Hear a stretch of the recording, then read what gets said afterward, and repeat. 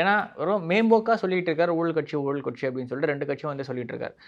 அடிமை கொத்தடிமைன்ற விஷயங்கள்லாம் தாண்டி போயிட்டு இப்போ விஜயும் ஒரு ஊழல்வாதி தான் அப்படின்னு சொல்லிட்டு எடப்பாடி அவர்கள் வந்து சொல்லியிருக்காரு.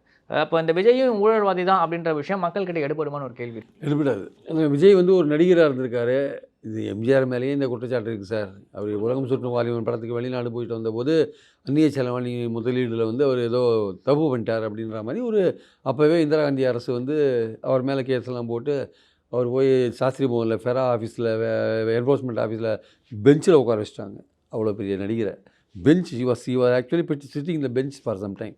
ஸோ அது மாதிரி உட்கார வச்சுட்டாங்க. அது மாதிரிலாம் வந்து அப்புறம் தான் அவர் 72 கட்சியை உடச்சுன்னு வெளில வர்றார்.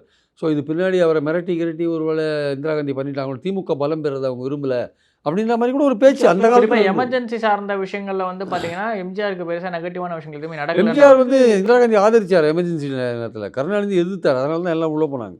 ஸோ அதனால் அப்போ இந்திரா காந்திக்கு என்ன பயம்னா வந்து திமுக பலம் பெற்று 71 2 பேரும் கூட்டணி சேர்ந்து தான் போட்டி போட்டாங்க. அதுக்கப்புறம் என்னாச்சுன்னா அவங்களுக்கு ஒரு பயம் வந்துருச்சு, திமுக ரொம்ப பலம் வந்துருமோ பலமாயிடுமோ அப்படின்னு ஒரு ஸோ அடக்கி வைக்கணுன்ற லெவலில் அவங்க போயிட்டாங்க ஆக்சுவலாக. அதில் தான் 72 எம்ஜிஆர் பிரிஞ்சு போனார். அவர் கணக்கேட்டார்ன்றது வேறு விஷயம். அதில் சில திமுக காரங்கிட்ட கேட்டிங்கன்னா இந்திரா காந்தி ஒட்டு காங்கிரஸ்ன்னு தான் சொன்னாங்க. அப்போ திமுக வந்து எம்ஜிஆர் வந்து ஒட்டு காங்கிரஸ்னாங்க. காங்கிரஸ் மிரட்டிட்டு இந்திரா காந்தி மிரட்டிட்டாங்கன்னா அவங்க சொன்னாங்க ஆக்சுவலாக.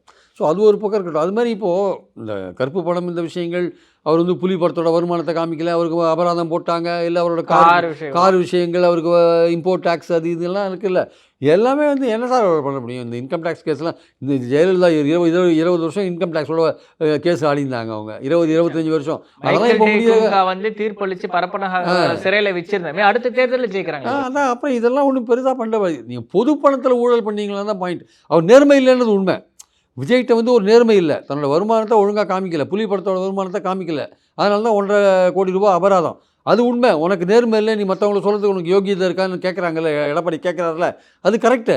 ஆனால் அந்த விஷயம் வந்து பொது பணத்தில் ஊழல் பண்ணவங்களே தமிழ்நாடு மன்னிக்குதுன்னா இது அவரோட சொந்த விஷயம். இதை வந்து அவ்வளோ தூரம் பெருசாக எடுத்துக்க மாட்டாங்க. அது எடுத்துக்க மாட்டாங்கன்னா மக்களுக்கு வந்து நீங்கள் பொது பணத்தில் ஊழல் பண்ணது அப்படின்றது ஒரு பெரிய விஷயமா இருக்கும். ஆனால் அவங்களே நீங்கள் மன்னிக்கிற லெவலில் தான் மக்கள் இருக்காங்க.